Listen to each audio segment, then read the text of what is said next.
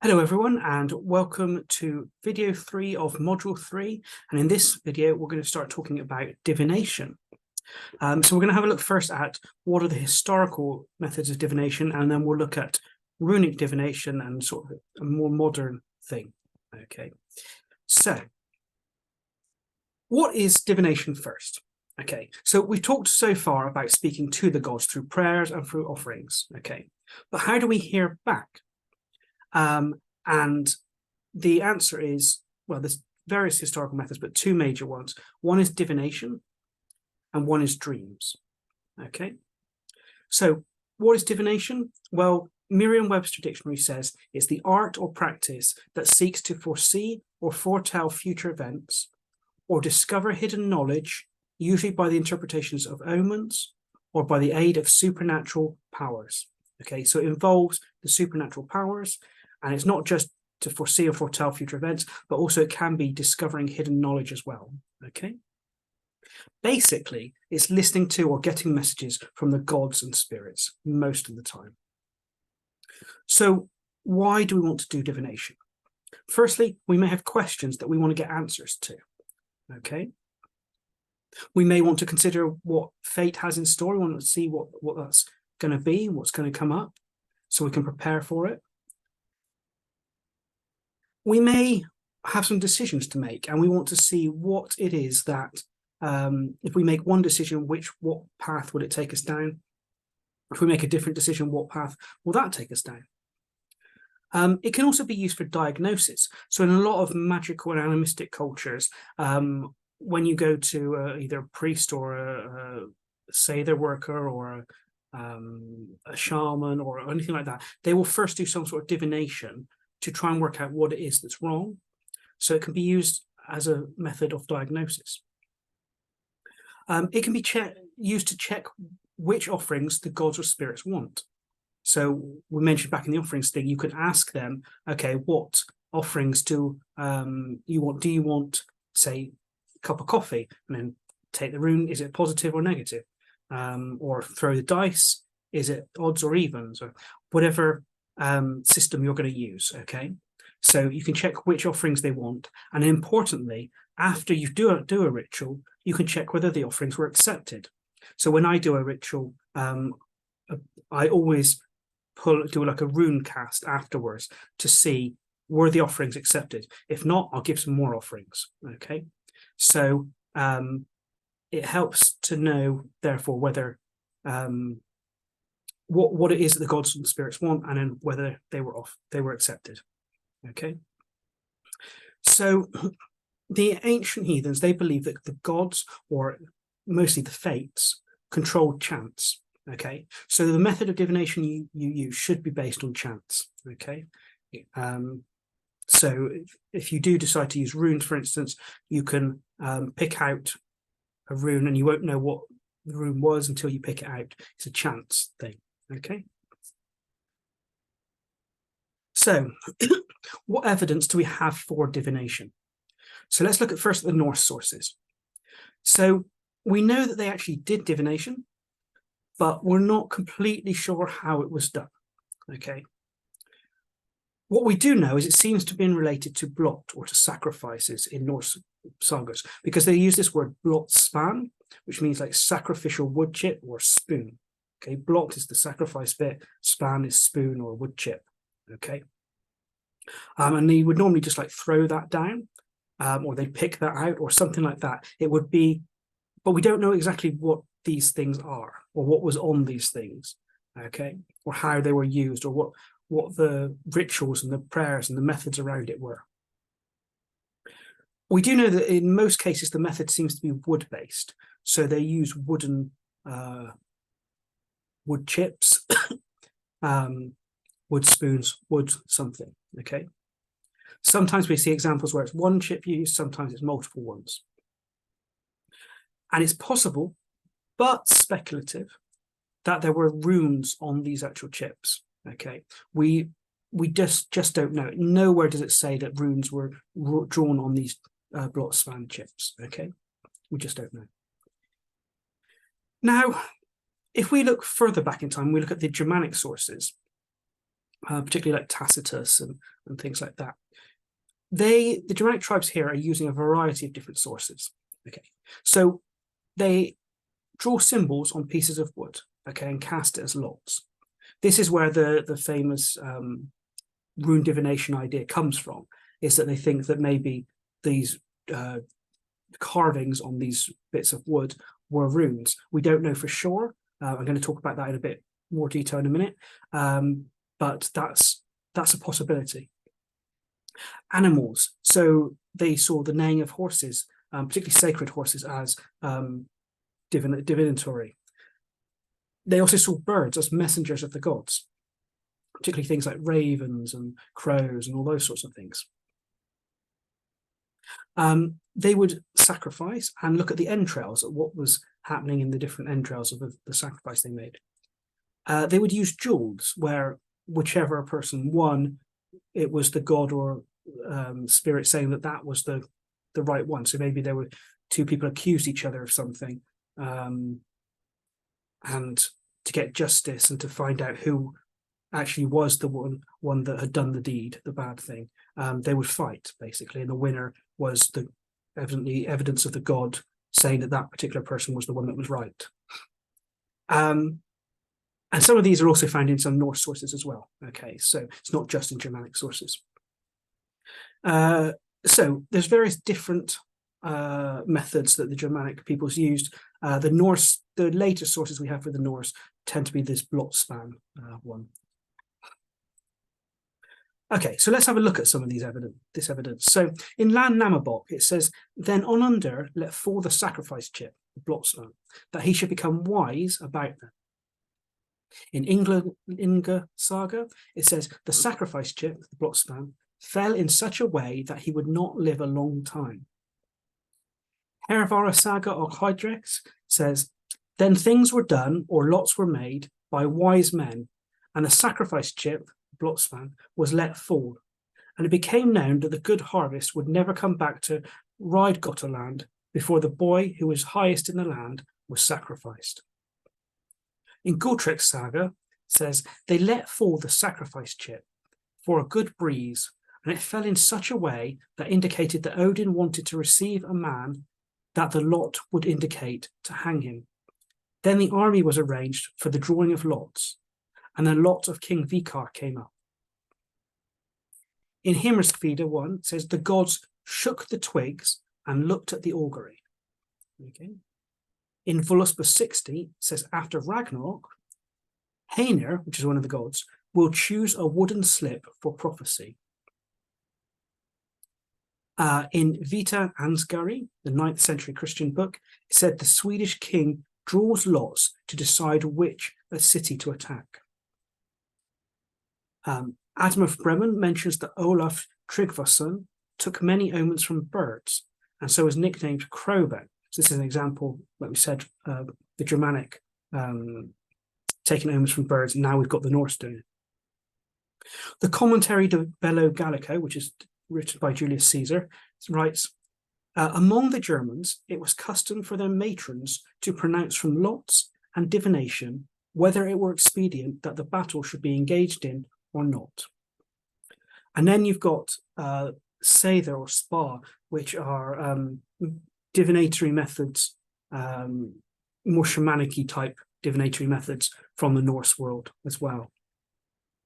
So we can see various things here. Firstly, we can see that there was a lot of talk about these sacrifice chips, okay, and twigs and wooden slips, okay, but also there was other types of divination, like omens from birds, Seither, and things like that. We can see that there's lots of reasons why they do it. So to become wise about people, to see whether someone would live a very long time, to see whether someone needs to be sacrificed. Okay, so you can see even the gods are doing this to find out about the future. Okay, so the important things also to look at. It says fell in such a way, okay, or the blot span was let fall. Okay, and somehow it shows some sort of thing in that, in the way it fell. Okay. And obviously you've got examples of one chip, possibly even more than that, but certainly one chip is full. And it depends how it falls that will show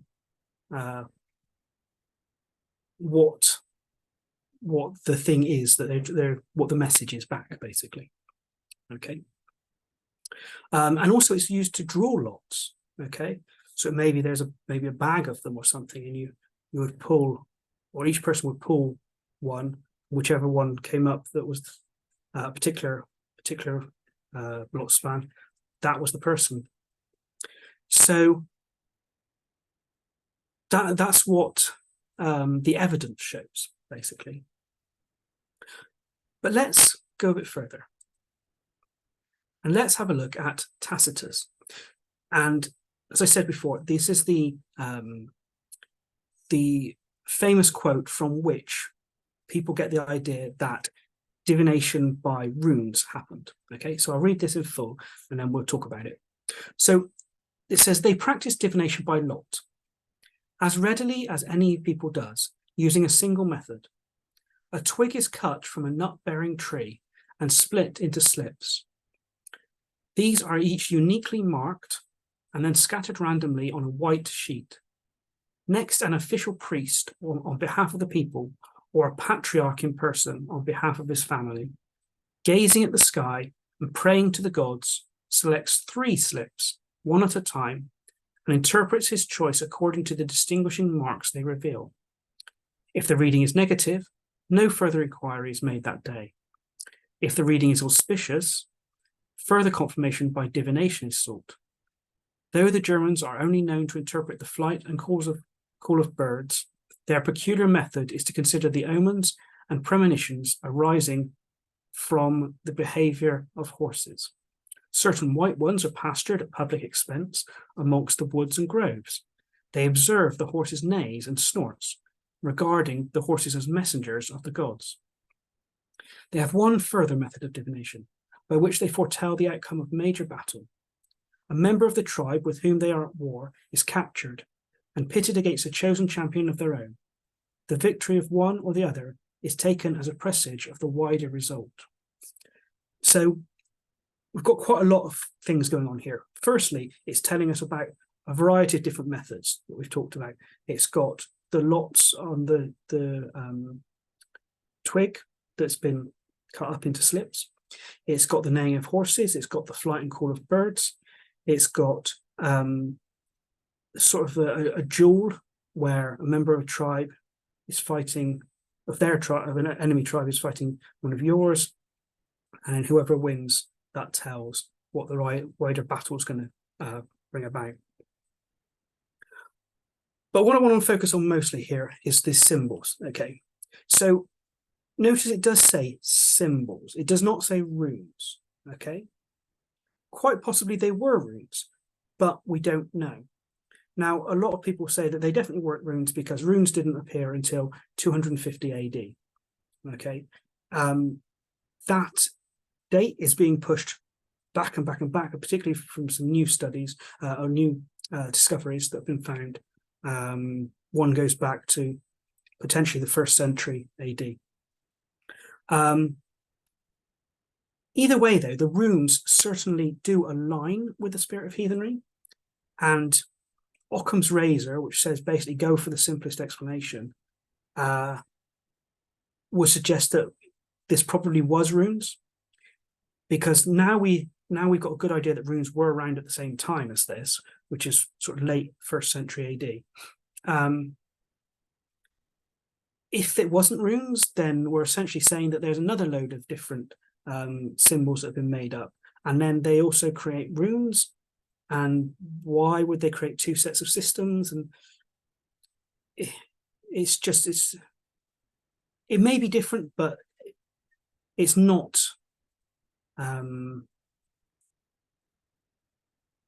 It requires a lot of extra mental gymnastics to bring in, basically.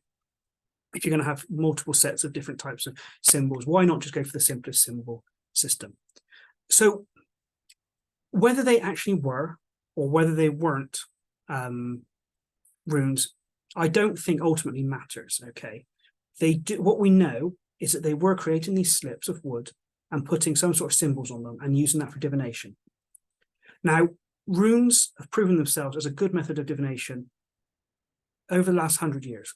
There's been a workable system developed. Okay, and so I'm going to suggest to you that for ease, you do use a runic divination. However, you could take the inspiration of that blot span idea and use that instead to form some sort of system. But remember, we've got very little evidence of how it was happening.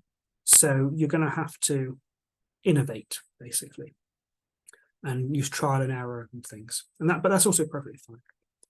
So let's go through quickly what is happening in this this divination practice. Okay, so we're saying we're practicing divination by lot. That means we're chucking things down and seeing what happens. Okay, or we're taking chance. Okay, so it starts off with a twig. So you've got a nut-bearing tree. Now, nut means can be fruit or nuts, basically. So you're taking a twig from a tree, and before you do this, make sure you ask the tree if it's okay first and give an offering. And then you split it, so you saw it usually, or cut it in some way into slips. So you get circular slips like that. They're quite thin, wooden slips. And then these are marked with the particular symbols you're going to use. So you could use runic symbols here. And then they scatter them randomly on a white sheet. Okay. And then you've either got your priest or the patriarch, basically the father of the family, the head of the family. Okay. Gazes to the sky, prays to the gods, and selects 3 slips. Okay. Probably he wouldn't have looked at what ones they are. It's just a random picking up. Okay. He does it one at a time and interprets the choice according to the marks. Okay. And then notice then, if it's negative, they don't go ahead with anything. If it's auspicious, they want further divination, further confirmation by divination. So then they'll look at the omens like the birds or the horses neighing or whatever. Okay. So that's the sort of process they're going through according to Tacitus. So we're going to explore that process in depth in a bit. But first, I just want to go through a bit more of the history of the runes, the mythology behind the runes, why I think it's worth using the runes as the system of divination. So what are runes? Well, in Pollington, in Rudiments of Rune Lore, he says, runes are a Northern European writing system developed primarily for carving on wood, horn, or other organic material, and consisting of simple, straight lines in a limited set of formal combinations. Okay, now the word rune is actually an Old English word meaning mystery or secret, but the word is also found in all Germanic languages. Okay, so we know that all of them had runes. And runes, importantly, are the letters themselves. They're not the items that they are written on. So what they're written on is slips of wood or stone or antler or whatever you're going to write it on. But it's the letters themselves that are the runes. Okay, they're basically letters of an alphabet, and there are different types of runic alphabets. So you've got the Elder Futhark. This was used up till around about 800 CE. Okay, so this is before the Viking times. This is what was used by the Germanic tribes and the pre-Viking Scandinavians. Okay, then you get to the then you get to the Younger Futhark, and that's the 800 to 1100 CE, and that's the alphabet used by the Vikings themselves. Okay, and then alongside this in Britain, you have what's called the Anglo-Frisian Futhorc, okay, which is from 400 to 1100 CE, roughly, they've been used. And then there's other systems as well. There's the rock runes, medieval runes, Dalecarlian runes, things like that. But we're not going to concentrate on them because they're not the ones that we tend to look at when we're talking about the runes.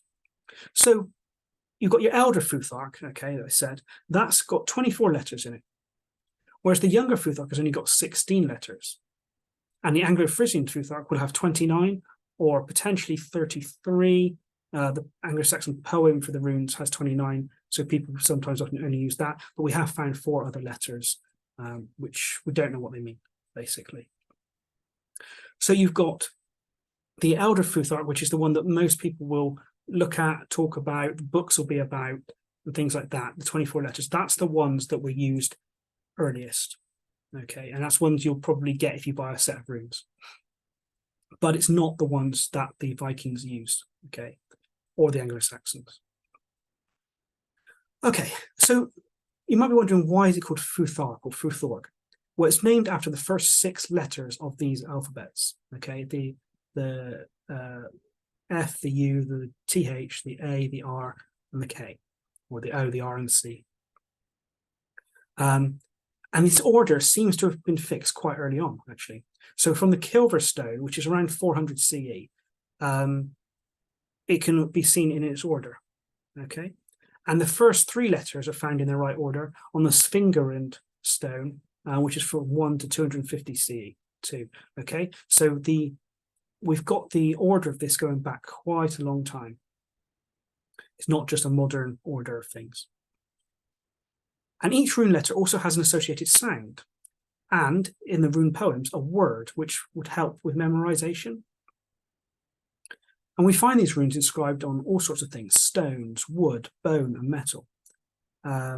We have actually big rune stones. We have jewelry, we have amulets, we have tools. They're even on cremation urns and caskets, and on weaponry. And they're found across the Germanic-speaking world. So you can find them in Scandinavia, England, Germany, even in Russia, and even Venice. Now, scholars aren't sure where these runes came from originally, okay, but a variety of theories have arisen. What we do know for sure is that the runes were already in use in the early centuries CE. Some will say around 250 CE, others will take it back a bit further. Ultimately, the scholars think they probably came from old Italic scripts. So there's Etruscan, which is or Raetic, yeah, Etruscan or Raetic, or from Latin itself, actually. But those are essentially Latin or Proto-Latin scripts, or maybe from a combination of these scripts. And the historians think that it was because it was spurred on by contact between the Germanic peoples and the Romans. And so the Germanic people saw the Romans have this alphabet and then made their own. That's the historical consensus at the moment. Now, if we look at some of these earliest examples, okay, we've got one that is a possible example, okay. It may actually just be Latin. But in 50, there's a thing dating back from 50 to 50 AD, a fibula, like a brooch. And it's a possible runic inscription. And you can see it in the bottom left there. It looks like it's a sort of Vicky or something like that, okay? Then in sort of late 1st century AD, you've got Tacitus, who we read that passage where he may have been talking about runes. We can't be sure on that, okay? Then you've got what's called the Vimos artifacts. And there's this cone dating from 160 CE, and you can see that in the middle. And that's got some runic inscription on it, okay? And until recently, these were the oldest runic inscriptions on that cone, okay? And on the Meldor fibula may not be runic, but it might be. And then you've also got the Svingerund runestone, which in early 2023, that was found. And that's a small stone, but that's now the oldest runestone in the world. You can see that in the bottom right. And it could be anywhere from 100 to 250 CE, but probably somewhere between 25 to 125 CE. So that's at the same time, basically, as Tacitus was writing his document about the Germanic peoples and the runes, or divination anyway, with symbols. Okay. We also get runic inscriptions found on spearheads, shield mounts, and basically other weapons from around about 200 CE. As we said before, you've got the elder Futhark and then you've got the younger Futhark from around the 800s. So the 6th to 8th centuries, there's a sort of transition between them. So they basically get rid of 8 letters and go from 24 to 16. But then Christianization comes in, and they replace all this with Latin over time. Okay. That said, there are still examples of runic calendars and runes being used in Sweden right up to the 20th century. Okay. Now, overall, when it comes to runic history, scholars agree that the runes were used as an alphabet for writing. Okay, there's no dispute about that. But some of them do dispute about whether they were ever used for magical purposes. Okay, I think partly they just don't want to say that they were used for magical purposes.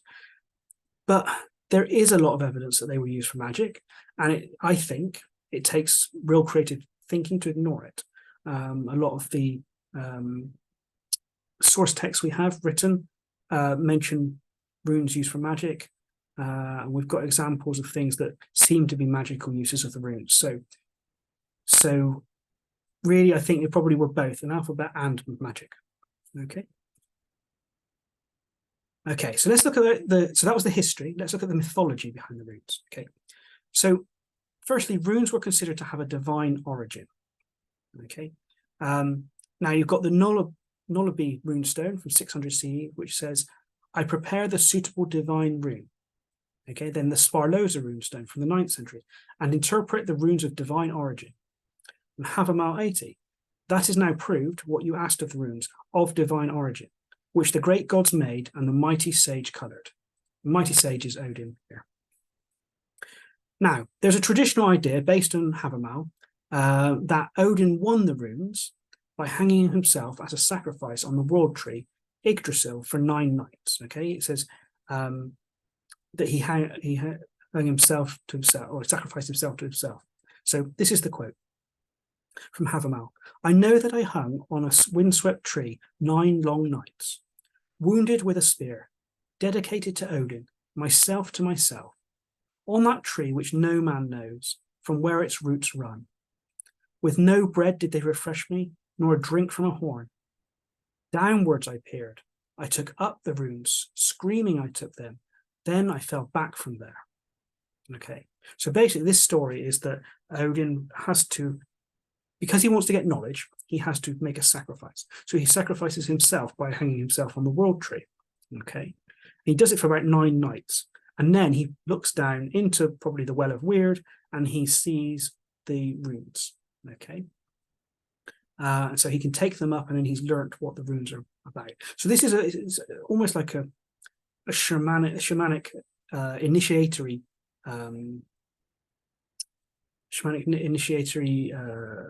ritual that he's gone through to win this. Okay, and he is a sort of a very shamanic figure anyway.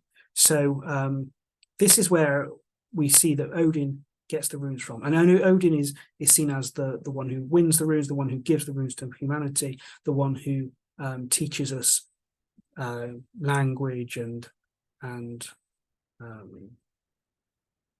magic and eloquence and all that sort of stuff. Okay, so it makes sense to say that Odin was the one who won the runes. But there are alternative stories to this. So in Rigsthula, there's Rig, who's actually often thought to be Heimdall, but some people say he's actually Odin. He teaches runes to one of his sons, who is the ancestor of the Jarl class of humanity. So the idea is that Heimdall sleeps with 3 people and they birth the 3 classes of like the higher class, the earls, the jarls, then the sort of free farmers class, I suppose, and then the sort of slave class at the bottom. And they say it's Heimdall. Some people say it's actually supposed to be Odin.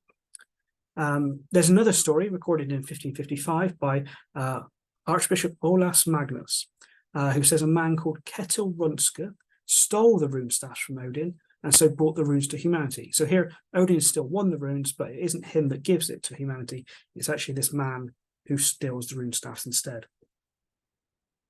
And yet, despite all of these things and these stories, the only god that's ever mentioned on rune stones themselves is Thor.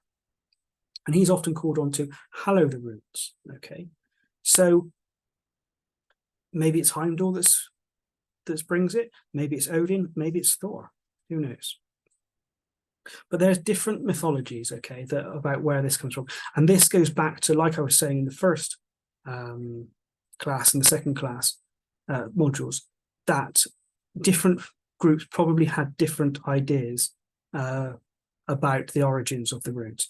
But either way, we see consistently that they seem to have a divine origin, okay? Now, how do we know what the runes actually mean, or what the letters are, or anything like that? Well, one thing you could do is you could get a modern book and use the author's meanings in there. But I would say be very, very careful about that. Many of them, they just make up these ideas, okay? And there's no resemblance to the historical sources in many of these books. So if you're going to read a book about runes to try and get their meanings, I would say just don't use a modern author at all. Anyone in the last 500 years, really. A better method is to look at the historical rune poems for the meanings. Okay, so each set of runes actually has a rune poem which tells you what the meaning of the rune is and a short stanza about what it means. Okay, now there's 3 of these. So you've got the Old English rune poem. Now that's the oldest one. It's probably 9th century sort of period. Then you've got the Norwegian rune poem from the 12th century and the Icelandic rune poem, which has been adapted from the Norwegian one. Ultimately, though, when you look at a modern system of rune divination, they're pulling mostly from the Old English rune set because that's the oldest poem, and then they're having the Norwegians and Icelandic slotted in as well. Okay. So let's give an example of how this works. So in Old English, you've got the poem for, you've got the Fehu rune. It means wealth, basically, or cattle. And it says, wealth is a comfort to any man, yet each person must share it out well if he wants to win a good name before his lord. In the Norwegian poem, you've got wealth causes kinsmen strife. The wolf feeds itself in the wood. And in the Icelandic, wealth is kinsman's strife and sees flame and serpent's way. So you can see they actually quite disagree with each other. They have the same meaning, but they disagree with the way they interpret it. Okay, so you may want to have a look at, when you're trying to come up with the meanings of the runes that you think is correct, you're going to want to have a look at all 3 of these poems and work out which one you feel is right, okay, for the way you're going to interpret it. Because a system, you're going to need to develop your own document or that shows all the meanings of the runes that you think, and then you need to stick with that, because over time the gods and spirits will know how you're interpreting the runes, and then they'll learn how to communicate with you through that. Okay, so you don't want to keep twisting and changing the meanings of the runes. So yeah, so when you want to look at what are the actual historical meanings of the runes, go back to these rune poems. Okay, do not just pick up a modern book and try and find the meanings from there, because a lot of it's the author's personal interpretation, and it's just made up rubbish a lot of the time. So read the rune poems. Maybe if you do have books on runes, look at the various authors' interpretations, but really meditate on what the rune poems texts seem to mean to you. Okay, then create yourself a chart with these runes on and what their meanings are for you, inspired by those poems. Okay, so we've looked at what the runes are, their mythology. We've looked at how we can get their meanings. Now let's look at how we can actually make a set of runes. So yes, you can buy a rune set, and that's easy enough to do, but you can also make your own set of runes. Okay, and it might be more meaningful and have more of your energy and your energy in it, basically. So Havamal says this: the runes you must find are meaningful letters, very great letters, very stiff letters, which the mighty sage, Odin, coloured, and the huge powers made, and the rune master of the gods carved out. Odin among the Aesir, and Dane among the elves, Dvalid among the dwarves, Asvid among the giants. I myself carved some. Now, do you know how to carve? Do you know how to interpret? Do you know how to color? Do you know how to question? Do you know how to ask? Do you know how to sacrifice? Do you know how to dispatch? Do you know how to slaughter?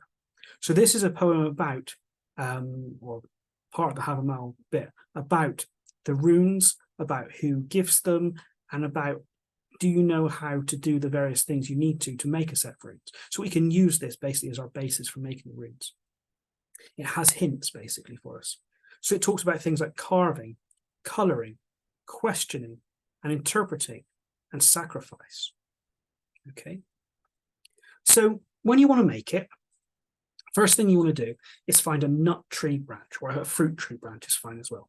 So one of the best ones to look at is maybe hazel, because they grow up really straight, especially if they've been coppiced. So coppiced means that they basically let it grow, then they cut it, and then it starts growing lots and lots of these long stakes out of it. And you could take one of those, okay, and that makes really straight runes. So firstly, you want to give an offering to the tree and check it's okay to take a branch from it, or you find a fallen branch. But either way, you need to give an offering first, okay? Once you've done that, you then saw the branch, okay? So get a saw and small it into small, thin discs, around sort of circular discs like that. And then you're going to want to carve into the wood or use a pencil to draw it, and then a wood burner. Okay, now you can get wood burners on Amazon for quite cheap, and you can just carve or burn basically the symbol. But first do it by pencil or carving first, so you know to get it, you've got it right, and then you can burn it. And then you need to color it. So it says, do you know how to color? And that traditionally was using blood. So you could again use a lancet, diabetes test, and some alcohol wipes, and just put a little drop of blood in there, and then use the rest as red paint. Red paint's probably the best thing to do. Or you don't have to do your blood, you can just use the red paint. And then you use that then to paint over the symbol. Okay. Now, if you do put any of your own blood into it, never let another person touch those runic discs, okay, the rune set. Because like I said, once you've got your blood attached to something, it gives that thing power over you. And someone who controls a set of runes that you've put your blood on will have power over you from a magical perspective.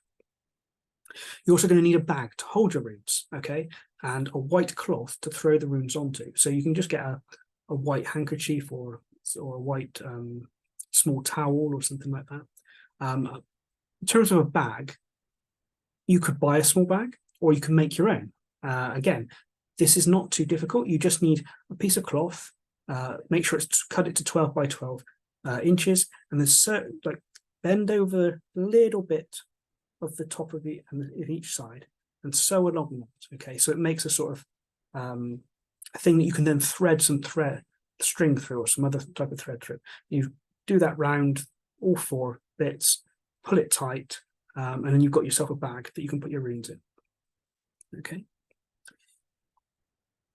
Now, let's look also then at casting runes.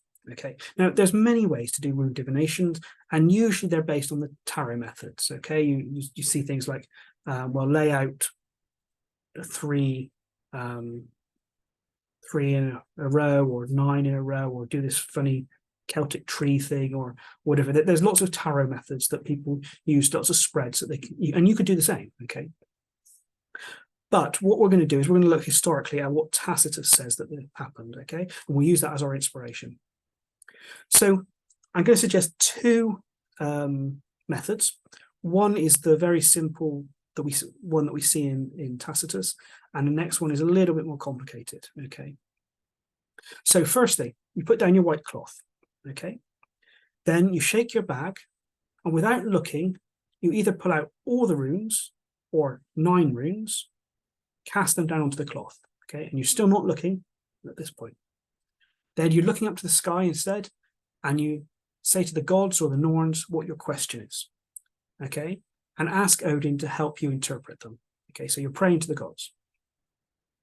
Then, with your eyes still remaining upwards, you're randomly picking 3, one at a time, okay? And then you can interpret them in line with your question, okay? How do you interpret them? Well, that's up to you. One possible thing is to look at maybe first one is past, second one present, third one is future.